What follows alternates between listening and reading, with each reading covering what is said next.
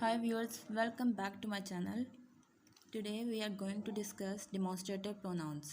आज हमने demonstrative pronouns को पढ़ना है। इसके बाद हम देखेंगे functions of major demonstrative pronouns, यानी कि demonstrative के major कौन से functions हैं। Demonstrative pronouns versus demonstrative adjectives and determiners. हमने देखना है कि demonstrative pronouns कैसे काम करते हैं और demonstrative adjectives या डिटरमाइनर्स कैसे काम करते हैं और इनमें क्या डिफरेंस है, ये कहाँ कहाँ पे हम यूज़ कर सकते हैं। सबसे पहले है डिमॉन्स्ट्रेटिव प्रोनाउंस। डिमॉन्स्ट्रेटिव जो वर्ड है आपके पास, इसी से इंडिकेट हो रहा है, हमें पता लग रहा है कि हम इसमें उन चीज़ों को पढ़ेंगे जिसकी तरफ हमने इशारा करना हो, यानी किसी चीज़ को पॉइंट आउट करना हो। प्रोनाउन यानी कि वो नाउन जिसकी जगह हमने लेनी हो। प्रोनाउन वो वर्ड होता है जो नाउन की जगह ले ले।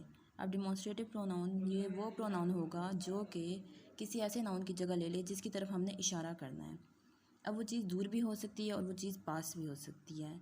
इस काम के लिए जो हम प्रोनाउन यूज़ करते हैं उसे हम कहते हैं demonstrative pronouns. Here is a complete list of demonstrative pronouns. यहाँ पे जो लिस्ट गिवन आपके पास, ये हमारे पास डिमॉन्स्ट्रेटिव प्रोनाउंस हैं।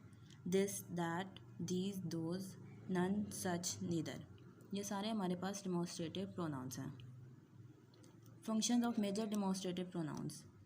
अब हमने देखना है कि जो मोस्ट कॉमनली हम डेली रूटीन में यूज़ करते हैं प्रोनाउंस, वो कैसे कैसे यूज़ होते हैं और वो सिंगुलर कब होते हैं, प्लूरल कब होते हैं और कब हम उनको यूज़ करते हैं जब वो हमारे पास कोई चीज़ पास है या कोई चीज़ दूर है, तब हम यूज़ करते हैं।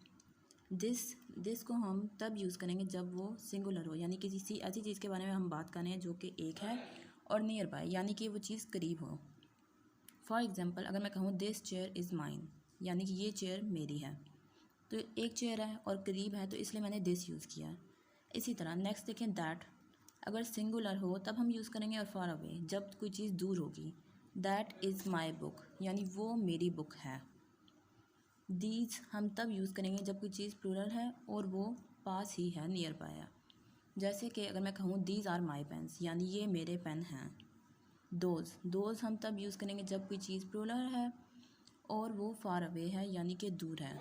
जैसे मैं कह सकती हूँ दोज आर माई रिलेटिव्स, यानी कि वो मेरे रिश्तेदार हैं। अब ज़्यादा लोगों के लिए हम यूज़ कर रहे हैं। फिर से रिपीट कर देती हूँ कि दिस को हम सिंगुलर चीज़ के लिए यूज़ करते हैं और जब वो चीज़ हमारे करीब हो। दैट को भी हम सिंगुलर चीज़ के लिए यूज़ करते हैं बट वो चीज़ दूर होनी चाहिए। इसी तरह दीज को हम तब यूज़ करते हैं जब कोई चीज़ प्लूरल है लेकिन वो हमारे करीब है, और दोज को हम तब यूज़ करेंगे जब कोई चीज़ प्लूरल है लेकिन हमसे दूर है। Each of the four major demonstrative pronouns describes something that is either singular or plural and either near or not near to the speaker. हम इन प्रोनाउंस को तभी यूज़ करते हैं जब कोई चीज़ सिंगुलर होती है या प्लूरल होती है, और दूसरी चीज़ हम ये देखते हैं कि वो चीज़ करीब है या कि हमसे दूर है। फॉर एग्जांपल, यहाँ पे आप एग्जांपल्स को देखिए, आपको समझ आ जाएगी अच्छे से। दिस इज़ंट माइन, दिस अब यहाँ पे यूज़ हुआ है, इसका मतलब है हम सिंगुलर चीज़ के बारे में बात करें, और नियर बाई यानी कि वो चीज़ हमारे करीब ही है। गिव मी दैट, अब हम सिंगुलर चीज़ के बारे में बात कर रहे हैं लेकिन वो हमारे करीब नहीं है, वो हमसे दूर है, तो हमने उससे कहा कि वो मुझे दे दो।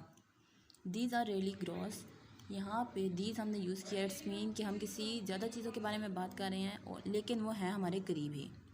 आई फॉरगॉट टू ब्रिंग दोज, मैं उन्हें लाना भूल गया, तो यहाँ पे हमने दोज यूज़ किया है प्लूरल चीज़ के लिए, और दूसरी बात यह कि वो चीज़ हमारे करीब नहीं है बल्कि दूर है।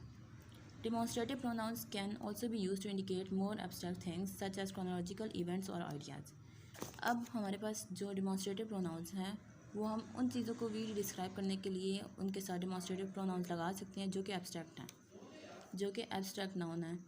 abstract noun को भी हमने पिछली वीडियो में डिस्कस किया था, वो चीज़ें जिनको हम टच नहीं कर सकते और जिस टाइम में फीलिंग्स आ जाती हैं, आइडियाज़ आ जाते हैं और इवेंट्स आ जाते हैं। Those were some fantastic days, right? Those in this case represents past events made clear by the word days. यहाँ पे those हमारे पास एब्स्ट्रैक्ट नाउन मतलब डिमॉन्स्ट्रेटिव प्रोनाउन के तौर पे यूज़ हो रहा है, लेकिन किस चीज़ के लिए यूज़ हो रहा है? एब्स्ट्रैक्ट नाउन के लिए। फैंटास्टिक डेज़, अब हम डेज़ को टच तो नहीं कर सकते और गुजर भी चुके हैं, तो यहाँ पर डेज़ से हमें साफ पता लग रहा है कि एब्स्ट्रैक्ट नाउन है, और दोज हमारे पास यूज़ हो रहा है एज अ डिमॉन्स्ट्रेटिव प्रोनाउन। यानी कि बात हमारे पास ये आती है कि डिमॉन्स्ट्रेटिव प्रोनाउंस एब्स्ट्रैक्ट नाउन को भी हम उनके साथ भी यूज़ कर सकते हैं। Function of other demonstrative pronoun, अब ये सिर्फ 4 ही वर्ड्स नहीं हैं जो कि डिमॉन्स्ट्रेटिव प्रोनाउन है, इसके अलावा भी कुछ हैं लेकिन ये बहुत कम यूज़ होते हैं। जिनमें आता है हमारे पास नन, सच और neither. None of this makes sense. यहाँ पे हम देखना है कि नन को हम कैसे यूज़ कर रहे हैं। नन और सच ये जो दो हैं हमारे पास, ये सिंगुलर के तौर पे भी यूज़ हो सकते हैं और प्लूरल के तौर पे भी यूज़ हो सकते हैं। None of this make sense. None of the people here seem to like the cake I made. ऊपर वाले सेंटेंस में नन हमारे पास सिंगुलर के तौर पे यूज़ हुआ है क्योंकि ऊपर हमने यूज़ किया दिस, और दिस यूज़ होता है सिंगुलर के लिए। सेकेंड में हमने बात की है पीपल की। पीपल हमारे पास प्लूरल है, तो यहाँ पे हमने नन प्लूरल के लिए यूज़ किया है। नेक्स्ट एग्जांपल देखिए, सच is the way of life. Such is the way of life. यहाँ पे वे ऑफ लाइफ सिंगुलर है तो हमने सच यूज़ किया है as a singular. Such are the rules. यहाँ पे सच को हमने एज अ प्लूरल यूज़ किया है क्योंकि हम एक रूल की बात नहीं कर रहे बल्कि ज़्यादा रूल्स की बात कर रहे हैं। तो यहाँ पे हमें ये चीज़ पता लगती है कि नन और सच जो दो वर्ड्स हैं हमारे पास डिमॉन्स्ट्रेटिव प्रोनाउंस हैं, और ये सिंगुलर भी यूज़ हो सकते हैं और प्लूरल भी यूज़ हो सकते हैं। Next one is neither. On the other hand, neither is always treated as a singular demonstrative pronoun regardless of the presence of any plural noun. यहाँ पे इस बात को ध्यान से समझिएगा ज़रा। नीदर जो हमारे पास डिमॉन्स्ट्रेटिव प्रोनाउन है ये हमेशा सिंगुलर ही ट्रीट होता है, कभी भी हम इसको प्लूरल नहीं लेते, चाहे आपके पास जो नाउन है वो हमारे पास प्लूरल ही क्यों ना हो। For example, neither sounds good to me. यहाँ पे नीदर है तो हमने आगे साउंड्स लगाया यानी सिंगुलर वर्ब लगाया। I think neither of the twins wants a baby sitter. यहाँ पे भी ट्विंस है लेकिन हमने वांट्स लगाया। ये दोनों सेंटेंस पहले वाले राइट हैं। हमने बोला कि नीदर को हम सिंगुलर लेंगे तो हम इसके साथ सिंगुलर वर्ब ही लगाएंगे। लास्ट सेंटेंस देखिए, neither of his parents work at the firm. यहाँ पे जो वर्क है वो हमने सिंगुलर नहीं लगाया, इट्स मीन ये सेंटेंस रॉन्ग है हमारे पास। अगर यहाँ पे हम वर्क्स लगाते तो ये हमारे पास सही होता। Demonstrative pronounce versus demonstrative adjective and determiners.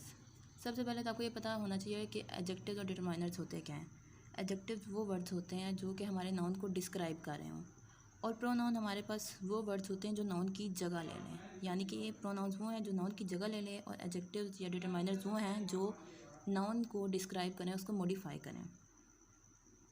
और यहाँ पे देखिए, some demonstrative pronouns may also be use as demonstrative adjective और डिटरमाइनर। जो हमारे पास डिमॉन्स्ट्रेटिव प्रोनाउंस हैं वो हमारे पास डिमॉन्स्ट्रेटिव एडजेक्टिव्स के तौर पे भी काम करते हैं। If they are use alone, अगर के हमारे पास डिमॉन्स्ट्रेटिव प्रोनाउन अकेले यूज़ हो रहे हों और उसके बाद नाउन ना हो तो हम उसे कहेंगे ये डिमॉन्स्ट्रेटिव प्रोनाउन है, ठीक है। लेकिन अगर हमारे पास डिमॉन्स्ट्रेटिव प्रोनाउन के बाद एक अदर नाउन आ रहा है तो इट्स मीन कि वो डिमॉन्स्ट्रेटिव प्रोनाउन नहीं है बल्कि डिमॉन्स्ट्रेटिव एडजेक्टिव है। एग्जाम्पल देखिए, आपको यहाँ पे सही समझ आ जाएगी। She wants to buy this. She wants to buy this के बारे में बात हो रही है लेकिन आगे हमने नाउन नहीं लगाया, तो इट्स मीन डिमॉन्स्ट्रेटिव प्रोनाउन यहाँ पे है। She wants to buy this painting. This के बाद पेंटिंग हमने लगाया है, यानी पेंटिंग एक वर्ड लगा दिया है। इट्स मीन यहाँ पे दिस हमारे पास डिमॉन्स्ट्रेटिव एडजेक्टिव के तौर पे काम कर रहा है। नेक्स्ट देखिए, that is one of my favourites. That के बाद हमने कोई नाउन नहीं लगाया, इट्स मीन दैट हमारे पास डिमॉन्स्ट्रेटिव प्रोनाउन के तौर पे काम कर रहा है। That book is one of my favourites. अब दैट के बाद हमने नाउन लगा दिया है तो इट्स मीन ये हमारे पास डिमॉन्स्ट्रेटिव एडजेक्टिव है। These is the best. These हमने लगाया लेकिन इसके बाद कोई नाउन नहीं लगाया, इट्स मीन कि ये प्रोनाउन के तौर पे काम कर रहा है, demonstrative pronoun. These chocolates taste the best. यहाँ पे हमने दीज के बाद चॉकलेट्स लगा दी यानी नाउन लगा दिया, तो इट्स मीन ये हमारे पास डिमॉन्स्ट्रेटिव एडजेक्टिव है। He wanted to try those. Demonstrative pronoun है ये क्योंकि दोज के बाद हमने कोई भी नाउन नहीं लगाया। He wanted to try those recipes. यहाँ पे हमने रेसिपीज़ लगा दिया, नाउन लगा दिया, इट्स मीन ये अब डिमॉन्स्ट्रेटिव प्रोनाउन नहीं है बल्कि डिमॉन्स्ट्रेटिव एडजेक्टिव है जो एडजेक्टिव को डिस्क्राइब कर रहा है। Such is the man's poor choice. यहाँ पे डिमॉन्स्ट्रेटिव प्रोनाउन के तौर पे सच यूज़ हो रहा है, पर नेक्स्ट सेंटेंस को देखिए, सच मैन मेक पुअर चॉइसेस।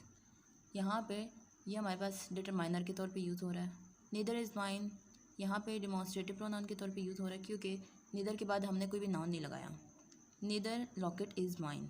यहाँ पे हमने नीदर के बाद लगा दिया है लॉकेट जो कि एक नाउन है, तो ये एज अ डिटरमाइनर यूज़ हो रहा है या एडजेक्टिव यूज़ हो रहा है।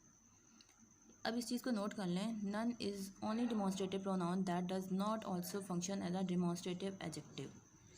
नन जो हमारे पास वर्ड है एक डिमॉन्स्ट्रेटिव प्रोनाउन है, इसके बाद हम कभी भी नाउन नहीं लगाते और फिर ये डिमॉन्स्ट्रेटिव एडजेक्टिव के तौर पे काम नहीं करता। जैसे पहला वाला सेंटेंस हमारे पास राइट है, आई विल ईट नन, मैं कुछ भी नहीं खाऊंगा। लेकिन अगर हम कहें I will eat none sandwiches तो ये हमारे पास रॉन्ग सेंटेंस हो जाएगा। मैं पूरे इस टॉपिक को एक बार रिपीट कर देती हूँ। डिमॉन्स्ट्रेटिव प्रोनाउन वो वर्ड्स होते हैं, वो प्रोनाउंस होते हैं जो किसी चीज़ की तरफ इशारा करने के लिए हम यूज़ करें। जैसे वो मेरी चेयर है, वो मेरा घर है, इस तरह दिस दैट हम यूज़ करेंगे जब कोई भी चीज़ सिंगुलर होगी, और दिस हम तब यूज़ करेंगे जब कोई चीज़ पास है, और दैट हम तब यूज़ करेंगे जब कोई चीज़ दूर है। इसी तरह दोज और दीज को देख लें, दोज हम तब यूज़ करेंगे जब कोई चीज़ हमसे दूर है और ज़्यादा है। दीज को हम तब डिस्कस करेंगे, तब यूज़ करेंगे जब कोई चीज़ हमारे करीब है लेकिन ज़्यादा है। इसी तरह सच को भी हम यूज़ करते हैं जब हम किसी चीज़ के बारे में बात कर रहे होते हैं। जैसे कि हम कहते हैं कि इस तरह का, हमने ऊपर पढ़ा such is the man's poor choice, such man make poor choices. इसी तरह नीदर को भी हमने देखा और नन को भी देखा। सच और नीदर हमारे पास सिंगुलर के तौर पे भी यूज़ हो जाते हैं और प्लूरल के तौर पे भी यूज़ हो जाते हैं, बट नन हमारे पास एक ऐसा डिमॉन्स्ट्रेटिव प्रोनाउन है जो कि सिर्फ और सिर्फ डिमॉन्स्ट्रेटिव प्रोनाउन के तौर पे ही यूज़ होता है, डिमॉन्स्ट्रेटिव एडजेक्टिव के तौर पे यूज़ नहीं होता। आई होप आपको आज की वीडियो पसंद आई होगी और समझ भी आई होगी। ये आपके एग्ज़ाम के पॉइंट ऑफ व्यू से बहुत ज़्यादा इंपॉर्टेंट है, इसको सही गौर से सुनिएगा। Thank you.